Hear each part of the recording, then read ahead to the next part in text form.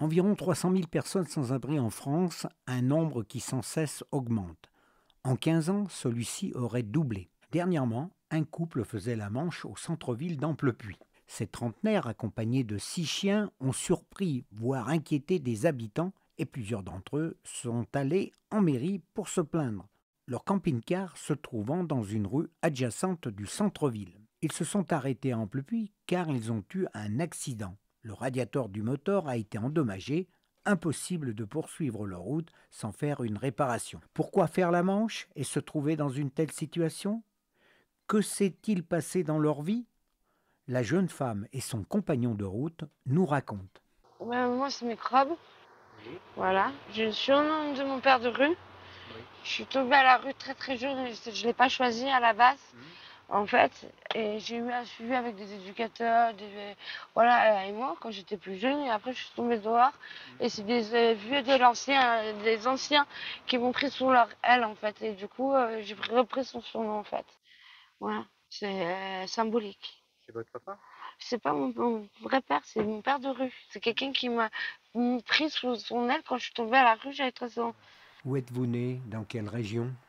Ouais, de l'Arval à la base.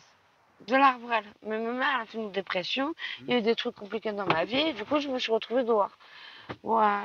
Et dans la rue? Et dans la rue, en sac à dos.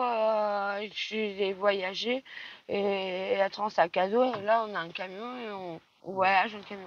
Microbes, vivre dans la rue, subir le froid, la pluie, c'est compliqué? Ouais, les petites compliquées, mais au moins, je suis satisfaite de pas grand-chose. Juste des fois une douche, on est content d'avoir juste une douche, le robinet qui s'ouvre. Le minimum, on est heureux parce que bon, il faut pas grand chose non plus pour à la base pour être heureux. La réflexion, vous faites la Manche, vous vivez Ouais, de mais mendicité. Les gens disent, ouais, mais pourquoi ils ne sont jeunes, ne travaillent-ils pas? pas parce que là, moi, je travaillais, passé un temps là, il faut que je refasse mes papiers pour retravailler, mais j'ai jamais touché de RSA, de trucs de l'État. Oui, je fais la mendicité, mais j'ai jamais rien demandé à l'État en fait.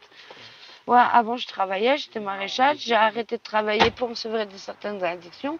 Voilà. Microbes, qu'est-ce qu'il vous manque pour... Là, ce qu'il me faudrait, je voudrais trouver un prêt en fait, avec mon chalet et faire mon potager, avoir mes bêtes et être autonome. Vraiment autonome. À 100%. En autarcie? C'est ça. Vous avez été à l'école, bien évidemment. Oui, j'ai un CAP commercial, même si j'étais à la rue, j'étais à l'école. Vous ne voulez pas vous en servir? En fait, mon look ne correspond pas dans cette branche de métier. Vous vivez une vie pleine d'embûches, vous ne mangez pas à votre faim, en tous les cas pas équilibré, vous n'avez pas de réchaud, vous n'avez pas d'eau chaude pour faire votre toilette et vous avez besoin de soins. Vous acceptez de vivre dans ces conditions, Microbes, et en plus vous avez 6 chiens à vous occuper? Oui, on l'accepte. Quelles sont les embûches que vous rencontrez? Ah, il y en a beaucoup en fait. Tous les jours, c'est des nouvelles histoires. Tous les jours, il nous arrive une bricole ou des trucs comme ça. C'est pour ça, des fois, on pète des câbles et que on est un peu comme tout à l'heure, il a pété un câble quoi. Mais c'est ça la vie, s'il n'y a pas d'embûches. J'espère que vous avez envie de vous sortir de cette galère. Ah si, mais moi, la vie normale que je veux, c'est avoir un petit terrain avec mon petit chalet et mes bêtes et mon potager. Vous m'avez dit, à un moment donné, vous avez touché la drogue. Ah ouais, je vais arrêter. Vous êtes arrivé à vous en sortir vraiment? J'ai vu un addicto pendant un an qui ne m'a pas aidé en fait du tout sur 16 ans d'opiacés. Et du coup, j'ai dû m'enfermer 3 semaines chez un pote et me sevrer à la dure. Voilà, à la dure, et je me suis enfermée. Vous êtes arrivé à vous en sortir? Voilà, j'étais alcoolique aussi avant. Je tremblais le matin comme ça, à vomir. Et là aujourd'hui, c'est fini? Bah regardez, j'ai pas vu. Non, mais c'est fini, vous ne touchez plus. Si je bois une canette ou deux, voilà, il y a des fois où je bois pas. Mais c'est fini, je suis plus alcoolique. Voilà, j'ai diminué petit à petit l'alcool. Mais ça fait 3 ans que depuis que je connais, que j'essaie de me calmer. Parce qu'avant, j'étais vraiment alcoolique. Vous avez rencontré un compagnon de route, comment ça s'est fait? Ça s'est fait sur la route. Au départ, j'étais juste de passage sur Aurillac. Je venais de Paris. Avant de Paris, j'étais à Montpellier et tout. J'étais juste de passage. J'ai connu son frère et j'ai dormi dans son garage et j'ai connu comme ça. Et du coup, on a fait un peu de route ensemble à Figeac. Il va nous raconter. Voilà, à Figeac, on a fait de la route ensemble. Et du coup, on s'est pas quitté. Et du coup, en fait, à Brive-la-Galère, j'ai eu un problème. En fait, j'ai eu une fiche et ils m'ont embarqué mes chiens. Et du coup, je l'ai appelé. Lui, il était en caddie au milieu de la forêt, au milieu de nulle part. Et il a fait demi-tour et il est venu m'aider, en fait. Alors, racontez-moi, Thierry. J'étais réduit à voler des parfums. Ouais, merci mon gars. J'étais dans mon petit village d'Aurillac. J'avais plus un village qu'une ville. J'étais chez moi, je foutais vraiment rien. En fait, je voyais pas d'opportunité.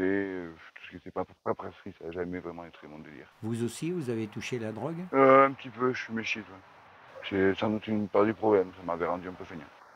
À 27 ans, j'ai pété ma bille, j'ai pris un caddie, j'ai rempli avec des affaires, je suis allé à Arcachon. Ce qui m'inquiète pour vous, c'est cette vie de nomade, de mendicité, puis c'est ce qui donne tout l'intérêt de la chose. C'est ce qui donne tout l'intérêt de la chose, monsieur. Grâce à toutes ces galères, on apprécie les petites choses. Là, peut-être que le maire va nous prêter un local avec une douche chaude, je vous garantis qu'on compte en profiter sérieusement. Les gens ne se rendent pas compte de la chance qu'ils ont. On chie dans l'eau, vous vous rendez compte? Dirons ça comme ça. Oui, mais justement, si Donc, vous pourriez avoir tout ça, si vous aviez mais je ne veux pas. minimum. Je ne veux pas. Moi, personnellement, c'est un choix. Elle, c'est sa vie qui est mise comme ça. On est complètement différentes, mais c'est ce qui fait qu'on se complète. Voilà. C'est, comment dire, on s'est plutôt bien trouvé. On va dire ça comme ça. Voilà, on est opposés. Et voilà. Moi, c'est un choix, mais on a des objectifs de vie qui sont d'être indépendants, ça c'est clair et net. Du coup, en fait, avoir un petit potager, une petite maisonnette. En location, avoir mon potager, mes Il petites faut bêtes. travailler. Pour les Mais 3 je veux premières années, travailler, en fait. pour les Je veux trop faire mon papier Mais pour vous l'avez dit, oui. travailler. Moi, j'ai arrêté de travailler parce que pour me sevrer, mais je travaillais, j'étais polytoxicomane. Et je travaillais tous les jours. Je me levais, j'étais alcoolique. Et ça, oui, c'est terminé tout ça. j'ai C'est ce que les gens arrêté comprennent pas. je suis plus alcoolique, j'ai diminué, je ne trempe plus Attendez, le pas matin, je ne vomis plus. Moi, Je ne suis plus dans le monde de la drogue, je n'ai plus de dépendance à part à la cigarette Ouais. et à la bouffe. Ah bon, complètement. Ouais. Voilà. Après, comme je vous dis, nous deux, on a des parcours complètement différents. Ce qui a fait qu'on a eu beaucoup de choses à se raconter quand on s'est rencontrés. Ouais. Mais après, nos objectifs pour le futur sont à peu près les mêmes. Avec des histoires de galères surtout.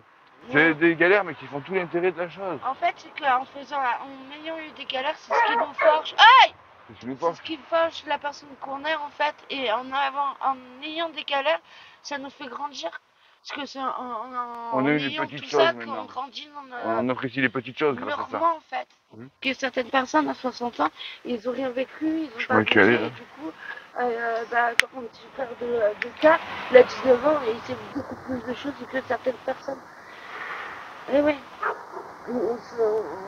Là, je veux rien dire. Avec J'ai vécu beaucoup, mais le problème, c'est que les gens qui peuvent être un peu en avance, mettons, ou qui ont des esprits un peu libertaires, sont vite mis de côté. Parce que dans le monde où tout le monde a été élevé, il faut être comme tout le monde. Si t'es pas comme tout le monde, t'es forcément mis de côté. Moi, je veux dire que je fais un travail plutôt actuel. On va dire ça. Si on se débrouille bien, si on sait parler, si on n'est pas allongé dans sa piste, par exemple, on fait la manche, tout ce genre de choses, honnêtement, on s'en sort très bien. Je préfère honnêtement compter sur le cœur des gens. Toutes les pièces qu'on me donne, on me les vole pas. Elles restent à moi. Je suis ni voleur, je suis ni dealer. Et à partir de là, j'ai les plus tranquilles. Moi, je suis d'Aurillac, en fait. Et là-bas, voilà. la famille est de là-bas. Ben, il y a le tête de rue qui m'avait mis un petit peu dans le bain, j'ai vu un petit peu tout à fait tout ça. Mais je connais aussi les travers de tout ça. Attends, mon cœur, dans mon esprit, il était hors de question que je devienne vieux garçon. Donc j'ai pris mon caddie, j'ai pris mes affaires, je suis parti. Je suis parti qu'une tente et une couette. Au milieu de la forêt, sous la pluie, avec une tente et mon chien, je connais. Ça a été dur, c'est ce qui a fait tout l'intérêt de la chose. Quand je suis arrivé à Arcachon, j'étais le mec le plus fier de moi qui puisse. Voyons l'avenir. Alors, comment voyez-vous l'avenir? Il y a des aides en France, On va rentrer faire des papiers. des aides. Et je veux En France. travailler, avoir mon petit potager avec Ça c'est faisable. mes bêtes et être en autonomie. Quand vous dites vos bêtes, c'est-à-dire Et des poules, des chèvres, des vaches. Il y aura bien des courses à faire, mais une fois par mois c'est très bien. Comme avant, dirons-nous. Pas parler d'argent, je peux pas faire de train. C'est pour le camion peut-être qu'il doit être déplacé, c'est ça? Voilà, c'est ça. Voilà. Donc il faut qu'on déplace le camion. Donc on va devoir couper 2 minutes. Le camping-car a été réparé par une action solidaire. Amandine et Thierry ont pu reprendre leur route à travers la France pour vivre leur vie, une vie que nous redoutons, être un jour sans abri, être dans la rue pour diverses raisons, qui parfois dépassent le rationnel, que ce couple ait la force de chasser tous les démons qui les entourent, qu'ils retrouvent du travail pour être logés et ne plus avoir à faire la manche, et pouvoir accueillir au mois de septembre leur bébé et reprendre à 3 une nouvelle vie accompagnée de leurs 6 chiens.